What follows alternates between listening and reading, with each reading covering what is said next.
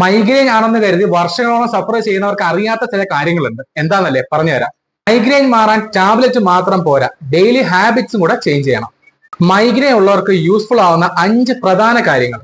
ഒന്നാമത്തെ കാര്യം, വെള്ളം കുടി മുടങ്ങാൻ പാടില്ല, അല്ലെ കുറയാൻ പാടില്ല. ബ്രെയിൻ ഡീഹൈഡ്രേഷൻ ആവുമ്പം മൈഗ്രെയിൻ അവിടെ ട്രിഗർ ചെയ്യും. 2, രാത്രിയിൽ വൈകിയുള്ള ഉറക്കം ഒഴിവാക്കുക.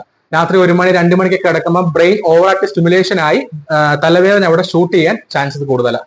മൂന്നാമത്തെ കാര്യം, കഴുത്തിലെ ടൈറ്റ്നസ് മാറ്റുക. പലർക്കും ഈ കഴുത്തിന്റെ ഭാഗത്ത് വരുന്ന നെക്ക് മസിൽസ് ടൈറ്റ് ആകുന്നത് മൂലവും തലവേദന വരാൻ സാധ്യത കൂടുതലാണ്. ഒരു ദിവസം കുറഞ്ഞത് 5 മിനിറ്റ് എങ്കിലും നെക്ക് സ്ട്രെച്ചിങ് ചെയ്ത് കൊടുക്കുക. അല്ലെങ്കിൽ ഹോട്ട് ബാഗ്, ചൂട് കൊടുക്കുന്ന ഹോട്ട് ബാഗ് തെറാപ്പി ഉണ്ടല്ലോ, അത് ചെയ്താലും നമുക്ക് ആ കഴുത്തിലുള്ള മസിൽസിന്റെ സ്റ്റിഫ്നെസ് കുറയ്ക്കാൻ പറ്റും. നാലാമത്തെ കാര്യം, എംപ്റ്റി സ്റ്റൊമക്കിൽ ഇരിക്കരുത്. എന്ന് പറഞ്ഞാൽ വിശന്നിരിക്കരുത്. പ്രത്യേകിച്ച് ബ്രേക്ക്ഫാസ്റ്റ് ഒരിക്കലും സ്കിപ്പ് ചെയ്യരുത്. വിശന്നിരിക്കുമ്പോൾ അവിടെ മൈഗ്രെയിൻ അല്ലെങ്കിൽ തലവേദന ട്രിഗർ ചെയ്യാൻ ചാൻസ് കൂടുതലാണ്. രാത്രി സമയത്ത് കിടക്കുമ്പോൾ മൊബൈൽ യൂസ് ചെയ്യുകയാണെങ്കിൽ സ്ക്രീൻ ലൈറ്റിന്റെ ആ ഒരു ബ്രൈറ്റ്നസ് കൺട്രോൾ ചെയ്യുക. കാരണം ആ ഒരു സ്ക്രീനിന്റെ ബ്രൈറ്റ്നസ് കൂടുന്ന അനുസരിച്ച് നമ്മുടെ മൈഗ്രെയിൻ ട്രിഗർ ചെയ്യാൻ ചാൻസ് കൂടുതലാണ്. അതുപോലെ തന്നെ ഫോൺ ഉപയോഗിക്കുമ്പോൾ ഡാർക്ക് മോഡ് അല്ലെങ്കിൽ ഐ പ്രൊട്ടക്ഷൻ ഒക്കെ യൂസ് ചെയ്തിട്ട് രാത്രിയിൽ യൂസ് ചെയ്യുക. അത് ഓവറായിട്ട് യൂസ് ചെയ്യുന്നത് നല്ലതല്ല.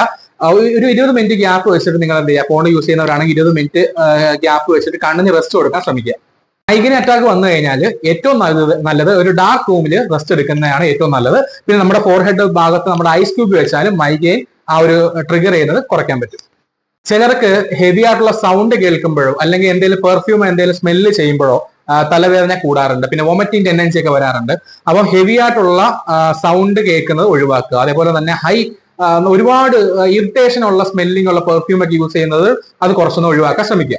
പ്രധാനപ്പെട്ട ഒരു കാര്യം പറയാനുള്ളത്, മൈഗ്രെയിൻ ഉള്ളവർക്ക് vitamin D, vitamin B12 deficiency അല്ലെങ്കിൽ മഗ്നീഷ്യത്തിന്റെ കുറവൊക്കെ കണ്ടുവരുന്നുണ്ട്. അപ്പൊ ഫ്രീക്വന്റ് ആയിട്ട് ഹെഡേക്ക് വരുന്നുണ്ടെങ്കിൽ നിങ്ങൾ ബ്ലഡ് ടെസ്റ്റ് എടുത്ത് നോക്കുന്നത് നല്ലതായിരിക്കും. ടാബ്ലറ്റിനൊക്കെ താൽക്കാലിക ശമനമേ നിങ്ങൾക്ക് കിട്ടത്തുള്ളൂ. അപ്പൊ ഇങ്ങനെയുള്ള കാര്യങ്ങൾ നിങ്ങൾ ഡെയിലി ലൈഫ് സ്റ്റൈൽ അല്ലെങ്കിൽ നിങ്ങളുടെ ഡെയിലി ഹാബിറ്റ്സ് ഒക്കെ ചേഞ്ച് ചെയ്താൽ മൈഗ്രെയിൻ അറ്റാക്ക് നിങ്ങൾക്ക് കുറയ്ക്കാൻ പറ്റും. അപ്പം വീഡിയോ മറ്റുള്ളവർക്ക് ഉപകാരപ്പെടുമെങ്കിൽ ഷെയർ ചെയ്യുക.